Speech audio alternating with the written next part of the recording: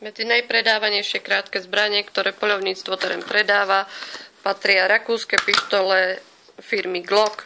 Dnes si ukážeme model 23 4. generácie v kalibri 40 Smith Wesson. V kazete sa nachádza zbraň so zásobníkom, náhradný zásobník s rýchlo nabíjačom, čistenie zbrane a výmenné pažbičky v prípade, že máte hrubšiu ruku.